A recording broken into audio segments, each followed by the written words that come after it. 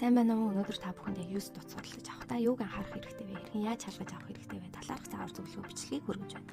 Нэгт гадны үзмжийг шалгах. Дэлгэц гадаргуудаар зураас хавралт байгаа эсгийг шалгах. Хоёрт тавч болоо оролт. Дуу чангалах, дуу намсгах, дуугүй болгох товчлууруудыг шалгаж, цэнэглэх оролт бохирцсан эсвэл гэмтэлтэй эсгийг шалгах. Гуравт камер болон линз.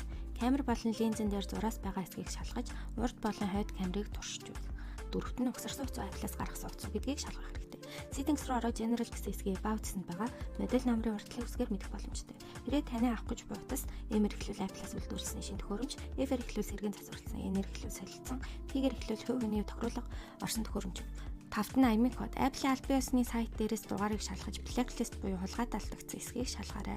6-ад нь True Tone. True Tone хэвэн ажиллаж байвал дэлгэц солиулж байгаагүй буюу ориг дэлгэцтэй гэсэн үг юм. Хацагтаа дэлгэц шаргалтаж байгалийн гэрэлтэй болдог бол унтрахтаа дэлгэц цагаарч харагддаг. 7-ад нь батарей. Батарей нь батарейны чанар буюу насжилтыг заадаг юм. Apple-с батарей нь 80% доош бол батарейг солихыг зөвлөдөг.